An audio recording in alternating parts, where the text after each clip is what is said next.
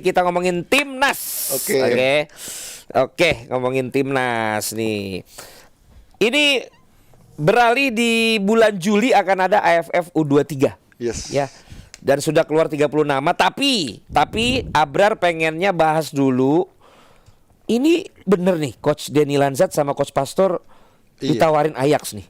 Terus akhirnya ya masih kontrak ya, dia tentu ke timnas Indonesia gitu loh fokusnya. Iya, yang gue denger gitu sih, yang gue denger ditawarin sama Ajax ya. Yang Ajax itu Pastor Heerenveen. Oh, Heerenveen. Iya. Salut sih gue kalau memang akhirnya mereka memutuskan untuk tetap stay di sini ya, setia bersama Patrick Kluivert untuk timnas. Wah, gue respect lah ya. Karena kalau bicara tentang profesional, Ajax apa gitu loh, kan jauh banget dibandingin sama timnas Indonesia ya. Masa? Ya maksudnya secara apa ya, gengsi lah untuk seorang pelatih. Untuk point of view-nya beliau ya. Pelatih kan, dia kan kalau di Ajax kan udah istilahnya levelnya. Tapi kalau meloloskan Piala Dunia, naik dong. Betul. Nah itu dia, makanya pertaruhan dia itu kan sesuatu yang kalau di Indonesia lu harus bikin, harus ciptain. Kalau dia kan lu udah tinggal nerusin gitu kan. Kan beda kan. Nah, dia memilih untuk mau kerja keras berkeringat dengan resiko yang kita tahu belum tentu menggaransi masa depan dia, tapi dia ambil itu, ya gue respect sih. Gitu sih kalau gue dari itu gampang. Tapi kan bukan head coach juga ya. Karena kan head coachnya si asistennya. Betul, dia asisten juga. Asistennya slot kan. Iya, dia asisten. Si itu juga tadinya kan emang asisten ya. Pastor emang asisten, terus ditawarkan katanya jadi head coach Heerenveen. Oh, kalau Pastor head coach. Kalau Pastor iya sebelum ke Indonesia. Jadi pas yang Patrick Kluivert ditunjuk, ya. Nah dia sebelumnya dapat tawaran. Ya mending di Indonesia lah. Si Pastor. Iya, mending di timnas Indonesia dong. Mungkin dia juga berpikirnya sekarang jadi seperti itu kan, karena dilihat sambutan masyarakat kita luar biasa. Gue bilang mending di timnas Indonesia. Followernya menambah jadi berapa tuh? Kalau jadi bahas follower sih. Kan popularitasnya jadi naik, Len. Siapa kita bahas ini secara skill. Iya. Mungkin kalau dia skill. Kalau dia nggak lihat ke sekarang kan, wah Indonesia ternyata udah di sini aja lah. Gitu. Tapi asisten coach ini ditawarin di Belanda loh. Tapi kenapa pemain kita malah banyak katanya mau main di Liga 1? Yang main di Belanda. Ya sama, itu juga gue prihatin juga sih. Tapi realitanya kan langsung prihatin. Enggak. Iya, realitanya Coach kan RD. Nah itu menarik tuh komentarnya. Malut. Enggak, ini sama gue loh. Coach RD nggak sejalan lah sama pendapat gue. Pendapat gue kan kalau lu masih di level teratas sana walaupun cadangan, maksud gue it's still better dibanding di sini. Kalau Coach RD bilang kalau emang lu di sana jadi pemain cadangan mendingan lu bergabung lah di Liga 1. Kalau gue secara jam main dan wajibnya pemain itu ya main bola, udah realitanya mereka nggak bisa compete. Ini ya opsi terakhir lah main di sini. Kalau dia nggak ada klub yang tertarik misalnya, nah daripada lu nggak main. Maksud lu level pemain-pemain kita yang sekarang main di Belanda bukan udah nggak compete? Realitanya sekarang mereka kan sudah nggak. Realitanya mereka kan sekarang dalam posisi di bawah Len. Terus apalagi yang gue denger misalnya nih kayak Messilgers. Kan tuh udah banyak juga tuh media Belanda yang mengatakan bahwa minim peminat. Padahal tuh dia masih ada semusim lagi, tapi sepertinya tapi kan dia yang mutusin nggak mau di 20 UK. Cabut dari 20. Nah, gini, maksud gua apapun lah ya, kalau daripada mereka di sana cadangan nggak main, kayak misalnya Rafael Strijk misalnya gitu ya. Oke, nah kalau Rafael Strijk oke, karena kan di Brisbane. Ya, terus kayak Nathan Choaon misalnya gitu kan. Yes. Kalau dia nggak main, terus dia opsi dia untuk bermain di luar itu juga kecil karena di sana dia nggak main sehingga tawaran dia bargaining dia jadi rendah dan masa depan dia terancam. Ini opsi terakhir di sini Liga 1. Karena sekarang ini rumahnya dia, maksudnya Indonesia gitu. Ya mungkin positifnya kalau FIFA Matchday mereka nggak terbang jauh. Jadi nggak kecapean. Itu sisi positif bercandanya ya. Orang kadang-kadang serius sih ya. Kalau kita ngomongin timnas tuh kayaknya wah langsung serius. Jangan sampai pulang dong. Tetap di sana aja. Kalau di sana kagak ada yang make gimana? Tapi mungkin ada yang make. Tapi dia mungkin juga hitung-hitungan di sini. Bisa lebih gede. Yang tadi lu add-onsnya selain main bola tuh mungkin yang lain-lainnya gitu kan. Gak usah itulah dari pendapatan pun gua rasa mungkin lebih besar di sini ya. Kalau mereka tampil di sana kalau mereka di tier 2, tier 3 di Eropa mungkin kan mereka nggak mendapatkan gaji sebesar itu. Di sini mungkin lebih besar. Bahkan mungkin besar banget lah ya kalau udah level diaspora di timnas gitu. Pasti banyak klub yang mau bayar mahal lah ya untuk bisa mendatangkan mereka gitu. Iya. Cuman ya kalau usianya se-Jordi Amat, nah gue bisa memaklumi itu. Tom Hai yang masuk ke 30 mau ke 31 gitu. Cuman kalau Hubner yang baru 20, lalu Strike baru 21, yang pemain-pemain seperti itu tuh kalau menurut gue sayang gitu loh. Walaupun lu gak dapat menit main, tapi lu ada di environment yang jauh lebih positif, jauh lebih kompetitif environmentnya kan.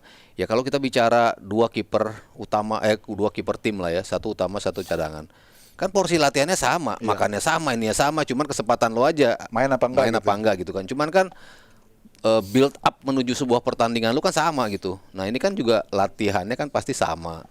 Kalau di environment yang lebih jauh lebih maju, lebih advance dibanding di Liga 1, ya gue sih tetap melihatnya mereka di luar kalau masih usianya masih emang bisa berkompet gitu. Berarti Justin, Nathan, Rafael ya kalau bisa tetap dia di luar gitu ya. Walaupun lo tier 2 gitu. Ya, nanti kita lihat dan kita tunggulah. Kalau begitu, tapi menurut lo dia akan mempertahankan levelnya dan malah bikin teman-teman di sini naik level, apa malah dia akan ngikutin level di sini? Kalau mereka main di sini. Nah itu yang jadi pertanyaan. Yang dikhawatirkan gitu. Malah dia yang turun. Kalau logikanya ya kita kan mau ngambil pemain asing, kan pasti pengennya kan bisa ngangkat level pemain kita yang ada di sini kan, pemain asing manapun lah ya yang bermain, pasti kan kita pengen kita bisa compete sama mereka. Dan terbukti pemain asing yang datang ke sini kan ya top skor semuanya dari mereka lah ya. Semuanya kontribusinya assist juga paling banyak mereka. Emang asing masih lebih baik lah ya, level pemain-pemain timnas gitu mungkin dengan asing yang di sini mungkin sama atau lebih baik gitu kan. Jadi ketika mereka datang ya mereka pasti akan mencuat gitu.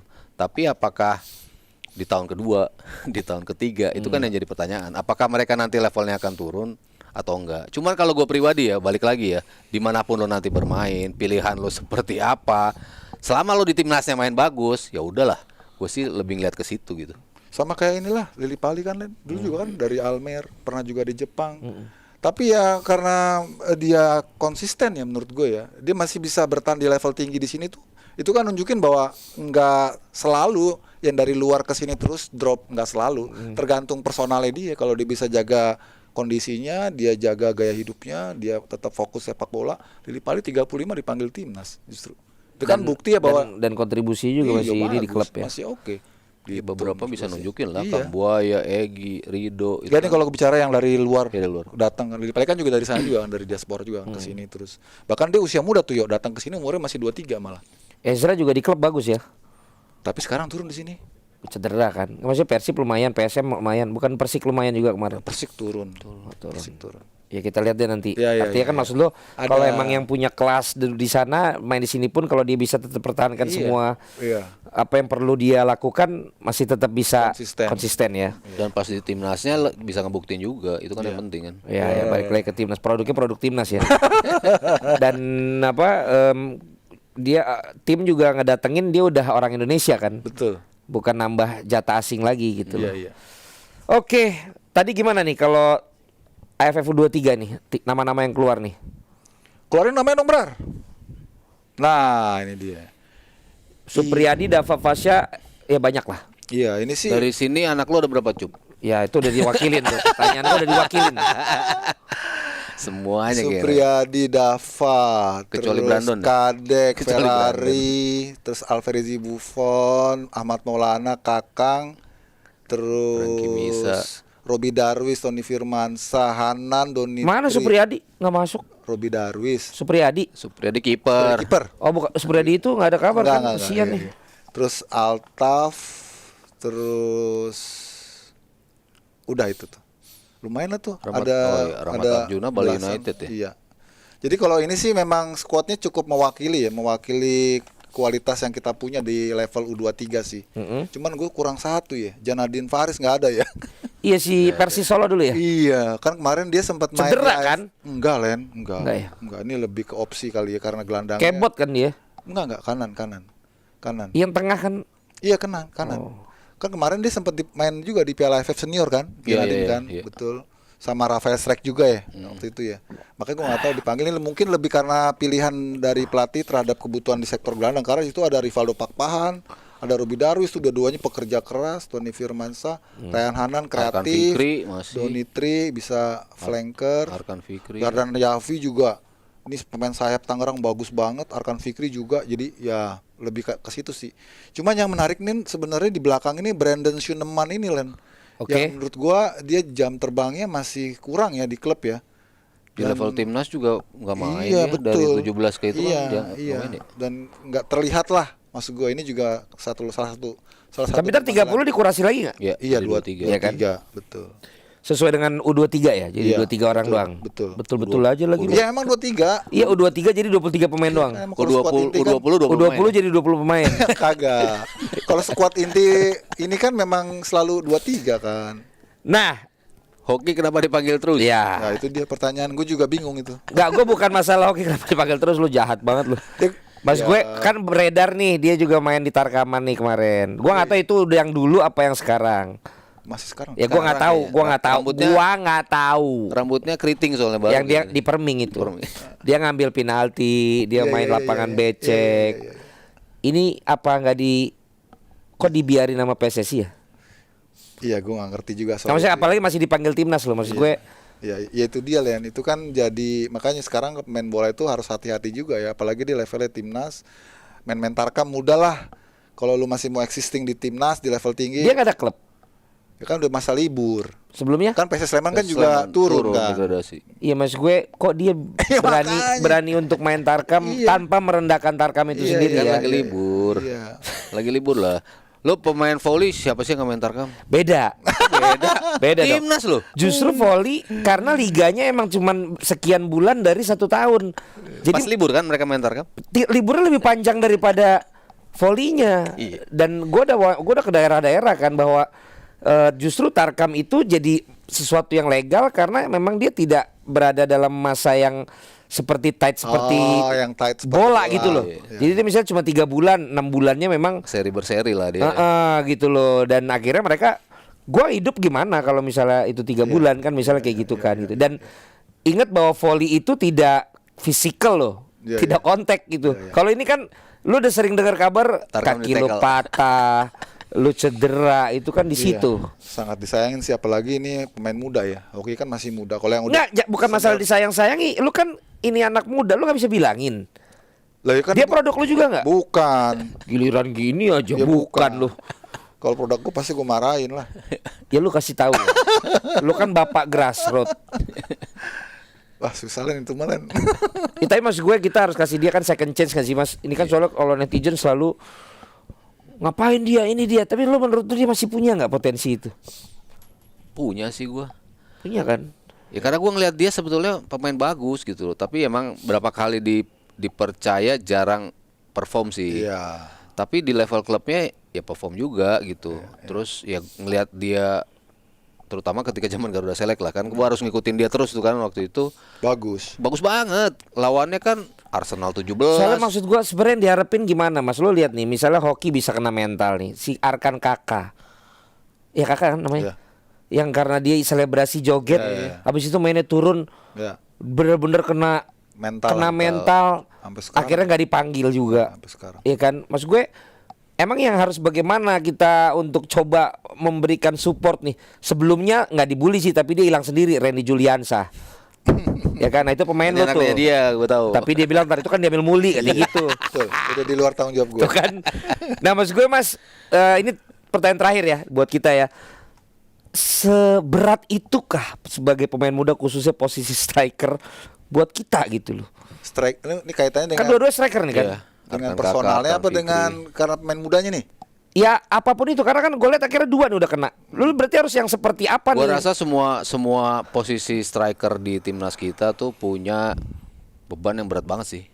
Ketika kita kemarin masih mencari-cari kan strikernya siapa. Bahkan Rafael Strike gua rasa juga kena mental yang sama. Rafael Strike juga. Iya, itu Akhir-akhir di luar gol dia yang bisa indah-indah itu kan Iya, dibully habis-habisan kan. Maksudnya dari sekian banyak peluang lu nggak bisa execute menjadi gol. Mungkin Rafa yang paling banyak dikasih kesempatan lah ya.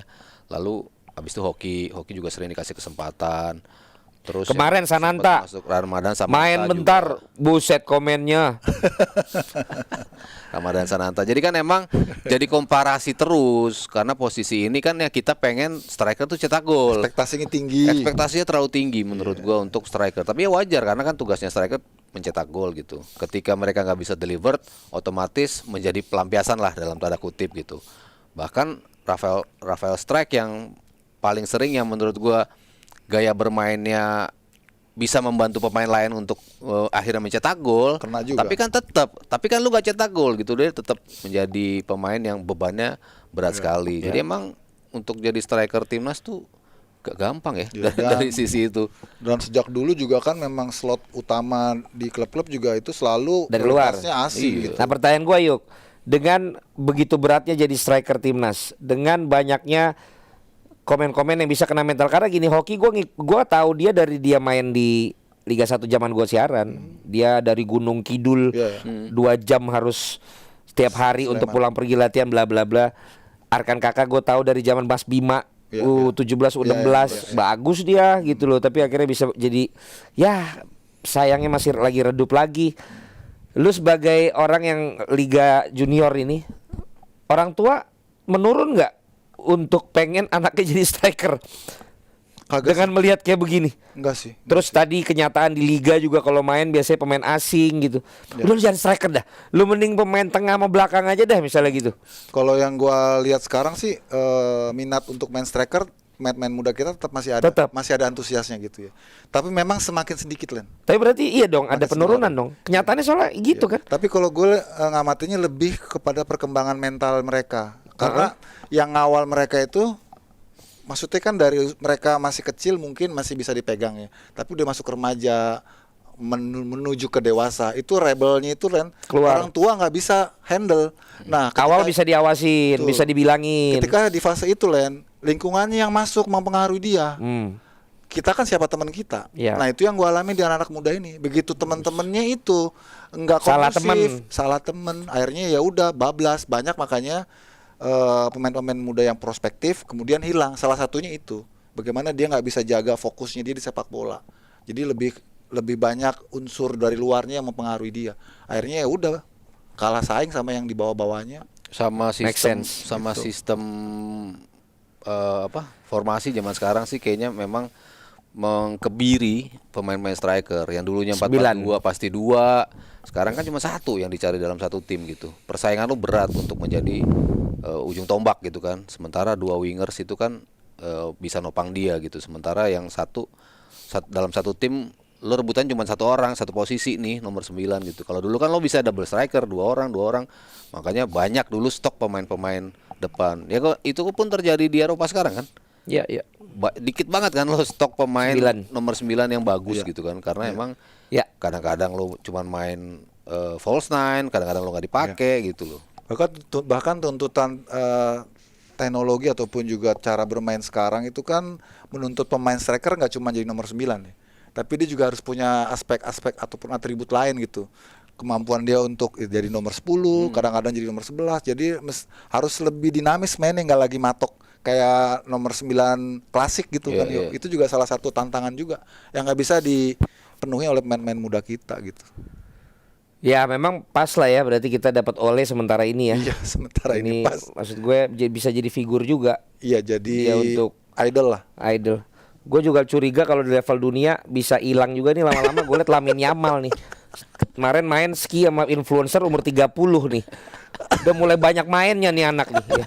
Sementara lo liat kalau Ronaldo sama Messi memang nih makhluk beda kan. Mau gimana pun dia ini gue liat beda sama Neymar lah. Beda. Yang bukan yang memang partinya yang diutamain. Maksudnya yang gitu-gitu kan, pergaulan-pergaulan zaman sekarang. Ya gue juga tahu lah anak-anak nih sekarang gitu loh. Sering ketemu sih ya. Sering ketemu gitu, tapi kan gue bukan atlet. Walaupun gue ngerti, lo atlet pasti jenuh kan. Lo pasti ini, tapi ya tugas bapak-bapak lah. Gimana ya setelah lo temukan potensinya, habis itu lo harus temukan mental. Mau jadi apanya kan.